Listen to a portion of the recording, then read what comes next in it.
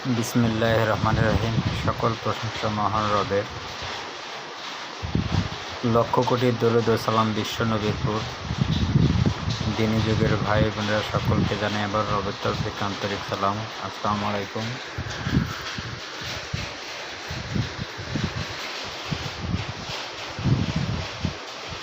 আজকের বিষয় হচ্ছে কেন আমরা মানব জন্মে আসলাম, অর্থাৎ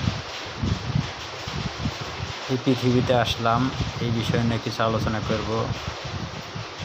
আর কিছু আলোচনা করব হচ্ছে আপনার আমাদের মুর্শিদ পাক যে জায়গা রেখে গেছিল 12% এবং কি সেই রোজার বিষয় নিয়ে কিছু কথা বলবো। সেটা একান্তই বলার দরকার, না বললেই হয় না। তাই প্রথমে যাচ্ছে হলো আপনার কেন মানব জন্ম নিল। এই পৃথিবীতে যখন আল্লাহ মানব সৃজন করলো সর্বশেষে, কারণ এই জ্ঞান কারো কোনো সৃষ্টিরই ছিল না যে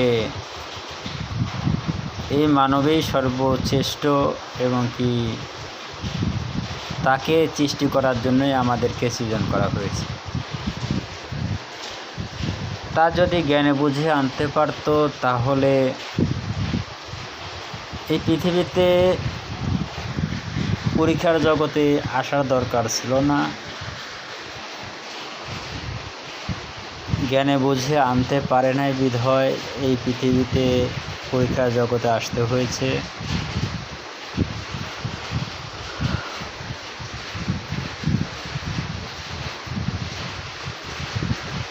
আল্লাহ সর্বপ্রথম যখন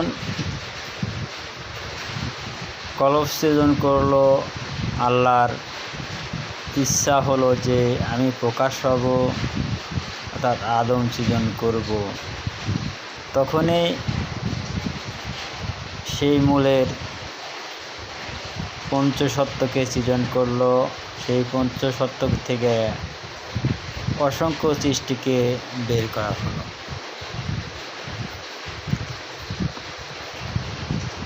সকল সৃষ্টির শেষে আদমকে সৃজন করলো। সেই আদম সৃজনের আগে আবার সেই পঞ্চসত্ত্বকেই জিজ্ঞাসা করলো, অর্থাৎ কোরআনে যা বর্ণিত করা হয়েছে যে মালাইকা অথবা ফেরেশতাদের কাছে জিজ্ঞাসা করা হলো যে আমি তোমাদের মাঝখানে একটি জাতি সৃজন করব, সে হবে আমার তরফের খলিফা আদম, তোমরা তাকে মেনে নাও।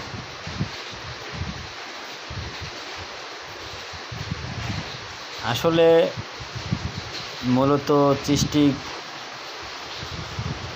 যে আল্লাহ আদমকে করলো, কেন করলো তার মূল রহস্যভেদ সে আওয়ালের ফেরেশতারা জানতো না, জ্ঞানে বুঝাতে পারে নাই বিধায়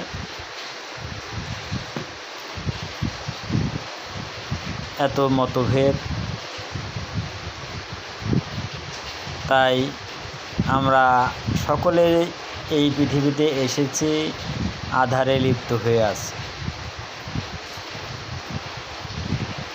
যদি জ্ঞানে বুঝে থাকতো তাহলে আধারে লিপ্ত থাকতো না কেউ।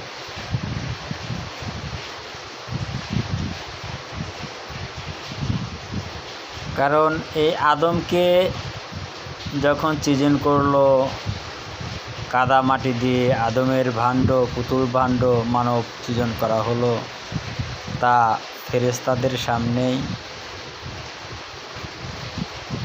তারা জ্ঞানে বুঝে নিতে পারে নাই এই মাটির ভিতরে এই পঞ্চসত্ত্ব বাস করে। আল্লাহর নূরের যে সত্যগুলো যারা মালাইকা অথবা ফেরেশতা দাবি করে, তাদের সত্য দিয়েই এই মাটির মূর্তি অর্থাৎ মাটির পুতুল আদমকে বানানো হলো। তারা যদি জ্ঞানে বুঝে রাখতো তাহলে এই চিন্তা ভাবনা করতে পারত না। তাই কাদামাটি দেখে তারা বলল, এই কাদামাটির তৈরি আদম আমাদের খলিফা কি করে হয়, তাকে কি করে মানা যায়, কখনোই সম্ভব না। তারপরে সেই মহান রবের কাছ থেকে নিজ ফুৎকারে রুহদান করলো এবং কি আদম জীবিত হয়ে আল্লাহর প্রশংসা করে উঠল। তখন আল্লাহ অহংকার করলো, আল্লাহ খুশি হলো, বলল যে দেখো, তোমরা তো বলেছিলে যে আমার আদম শ্রেষ্ঠ নয়, সে খলিফা হওয়ার যোগ্য নয়। তোমরা কি বলতে পারো এইভাবে আমার আদম যেভাবে বলেছে আলহামদুলিল্লাহ, তোমরা এই পর্যন্ত কেউ বলতে পেরেছো? পারো না। তোমরাও আমার প্রশংসা করেছো, কিন্তু আদমের মতো না। তাই আমার আদম হচ্ছে আমার জ্ঞানে জ্ঞানী, আমার অস্তিত্বে অস্তিত্ববান, আমার সকল কিছু নিয়েই শ্রেষ্ঠ। তাই আমার তরফের খলিফা হচ্ছে আদম।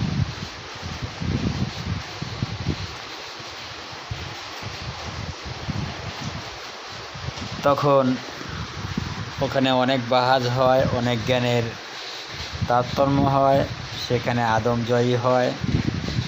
তারা যুগ ভাগ করে নেয়, ভাগ করে নিয়ে এই পৃথিবীতে আসার জন্য প্রস্তুত হয়। যখন এই পৃথিবীতে আসে, সেই আওয়ালের সত্য মতোই বলা হয়, এই পৃথিবীর থেকে তোমরা প্রত্যেকটা মানব রূপে যাবা, এই মানব জীবন দ্বারা যাহা অর্জন করতে পারবা সেই রূপরেখা নিয়ে আসতে পারবা। আর যদি সেই রূপরেখা অর্জন না করতে পারো, সেক্ষেত্রে তোমরা জাহান্নামী হবা। অর্থাৎ আমি যেখানে খুশি সেখানে তোমাদের রাখতে পারব, তোমাদের বাধা বিঘ্ন করার ক্ষমতা থাকবে না।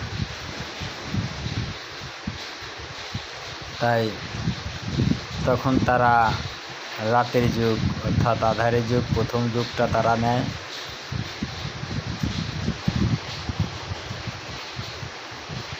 তারা নেবার পরে এই পৃথিবীতে মানব জন্ম শুরু হয়। সকল নবীরা ধর্ম প্রকাশ করে যায়, মিথ্যা বানোয়াট ধর্ম।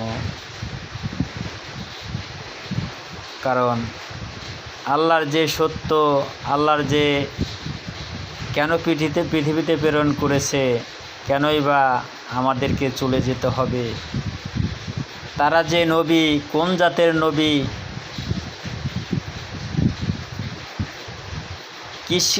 কি হলে নিজেকে বাঁচাইতে পারবে, কি না করলে নিজেকে ধ্বংস করবে, এই কোনো জ্ঞানই তারা এই মানুষকে দিয়ে যায়। সর্বশেষে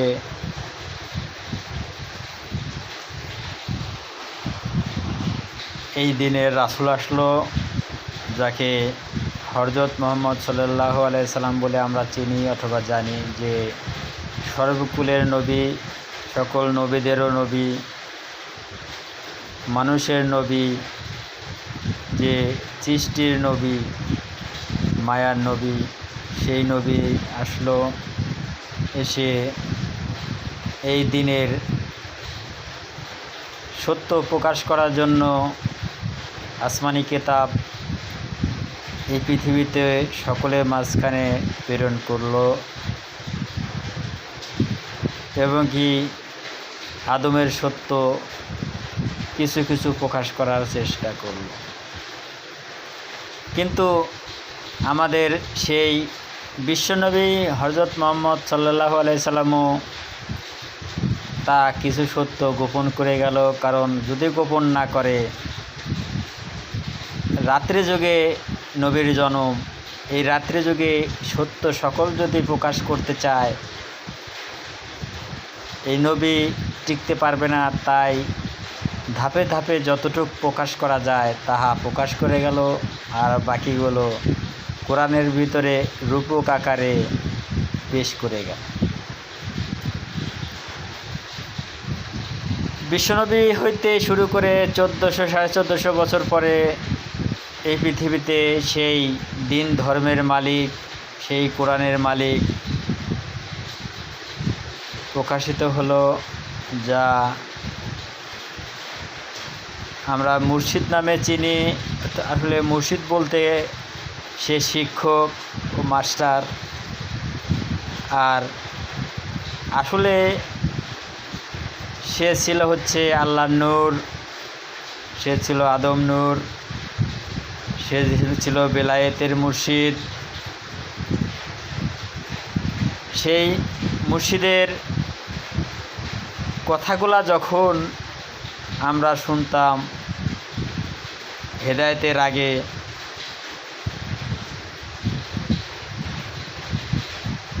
মনের ভিতরে কাটা দিয়ে উঠত, শিরা দিয়ে উঠত যে যাহা এই আদম নূরের মুর্শিদ সত্য প্রকাশ করে যাচ্ছে, এটাই তো এই পৃথিবীতে আসার পরে খুঁজে আসছি। কিন্তু কোনো আলেম পীরের কাছ থেকে তো আমরা এই বাক্যগুলো, এই কথাগুলো আমরা কখনো শুনিনি। যাহা কোরআনের সত্য মানবে বাস্তবায়ন হয়, কোরআনের সত্য মানব দ্বারা বাস্তবায়ন করতে হয়, কোরআনের সত্য এই মানব জন্মে কায়েম করতে হয়, তাহলেই নিজেকে বাঁচানো যায়। তা না হলে কখনোই বাঁচানো সম্ভব নয়। যে কোরআন, লিপিবদ্ধ কোরআন মানুষকে বাঁচাইতে পারে না, কখনোই বাঁচানো সম্ভব না। বাঁচাইতে পারে একমাত্র সেই মানব কোরআন। এই মানব কোরআন দ্বারাই নিজেকে বাঁচানো সম্ভব। এই মানব কোরআন দ্বারাই নিজেকে বাঁচানো সম্ভব। এই মানব কোরআন যদি নিজে ধারণ বহন করতে না পারি, সেক্ষেত্রে নিজে বাঁচার কোনো আশা নাই, এবং কি অন্যকে বাঁচানোর তো চিন্তা ভাবনাও করা যাবে না।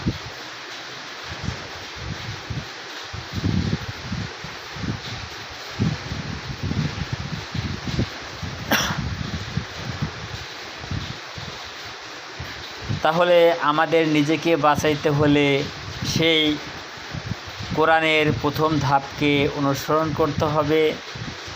অনুসরণ করে সেই মানব জন্মে আসতে হবে। এই মানব জন্ম দ্বারা নিজেকে পূর্ণতায় পৌঁছানোর পরেই নিজে মানব হওয়া সম্ভব, অন্যথায় নয়। কারণ জান্নাতে কোনো জন্ম নেওয়া মানুষ যাবে না, জান্নাতে যাবে তৈরি করা মানব। এই যে আল্লাহ নিজ রহমতে, নিজ ভালোবাসায় আমাকে মানব জন্মে আনছে, এই মানব জন্ম দ্বারা আমি ওই জন্মে জন্ম পাব না। এই মানব জন্ম দ্বারা যদি আমি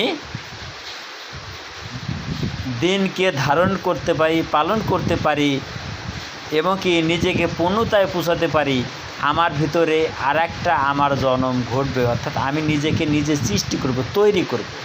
এই তৈরি মানবটাই জান্নাতে যেতে পারবে। আর তৈরি মানব ছাড়া জান্নাতে যাওয়ার ক্ষমতা কারণ নেই।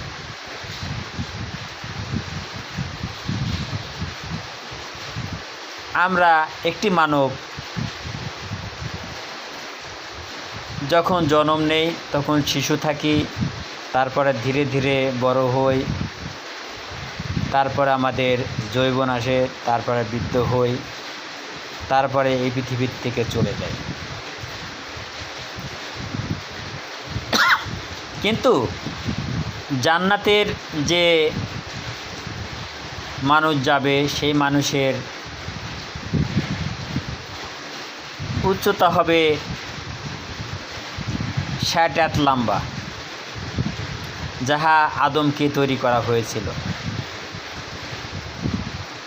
এই পৃথিবীতে সেই মানুষটা 60 হাতই লম্বা হবে নিজেকে তৈরি করার পরে। তৈরি করার আগ পর্যন্ত সে যার যার হাতের মানুষ 3.5 হাত হয়ে থাকে, এটাই আমরা শুনে এসেছি। তার কম বেশি হলেও হইতে পারে, আমি কখনো মাপি নাই। কিন্তু প্রত্যেকটা মানুষের আকার চরত, প্রত্যেকটা মানুষের উচ্চতা থাকবে 60 হাত লম্বা। অর্থাৎ আদম আলাইহিস সালামকে যাহাভাবে সৃষ্টি করা হয়েছিল, এই জান্নাতি মানুষরা প্রত্যেকটা মানুষ অতটুকুই লম্বা হবে, তার চেয়ে 1 সুতাও কম হবে না। আর তারা হবে চিরজৈবনময়, তারা হবে চিরজীবী, তাদের কোনো মরণ হবে না। তাদের ভিতরে এই পৃথিবীর মানুষের যে জিনিসগুলো আছে, কিছু কিছু জিনিস থাকবে না, যেমন লোভ, অহংকার, হিংসা, মায়া, এগুলা থাকবে না। তারা কেউ জানবেই না যে আমি সন্তান জন্ম দিতে পারি।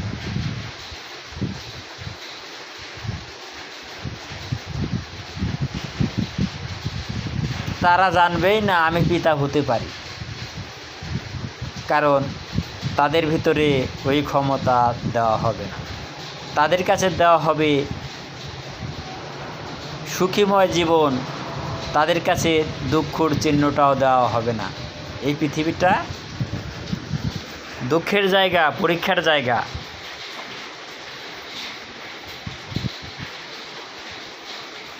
এই পরীক্ষাতে উত্তীর্ণ হলেই মানুষ সার্টিফিকেট পাবে, এবং কি সেই সার্টিফিকেটের দ্বারায়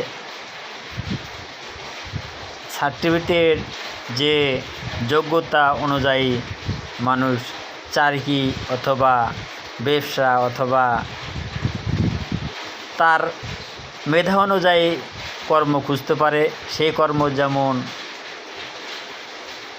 ফলাফল সে ভোগ করতে পারে। এই মানব জনম যারা যদি কেউ পূর্ণতায় পৌঁছাইতে পারে, সেই পূর্ণতার সফলতা সে একমাত্র সেই ভোগ করতে পারবে, অন্য কেউ না। আর যে কারণেই বলা হচ্ছে যে একটি হাদিস আছে যেটা মিথ্যা হাদিস, সেটার বর্ণনা দেওয়া হচ্ছে যে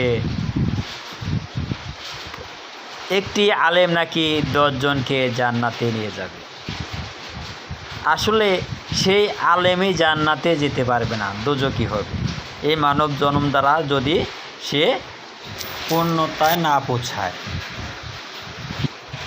যদি সে পৌঁছাইতে পারে, সেক্ষেত্রে অবশ্যই সে জান্নাতি হবে, কিন্তু অন্যকে নেওয়ার ক্ষমতা তার নেই। অন্যকে নিতে হলে এই মানব জন্ম দ্বারা রাস্তা দেখাইতে পারে, সেই রাস্তা দিয়ে যদি সে সেই জায়গায় পৌঁছাইতে পারে, সেই ব্যক্তি যাবে, অন্যথায় নয়।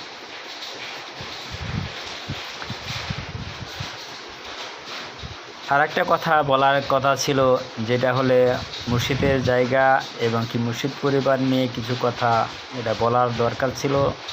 অবশ্যই এখন আমি সেটা বলবো।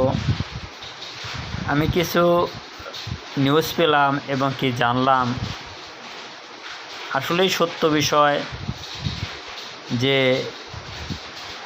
আমাদের মুর্শিদ পাক যে 12% জায়গা রেখে গিয়েছিল, সেই জায়গাটা হচ্ছে সকল হেদায়েতি সন্তানদেরকে দিয়ে গেছে, এবং কি রক্ষণাবেক্ষণার দায়িত্ব সকল হেদায়েতি সন্তানদের।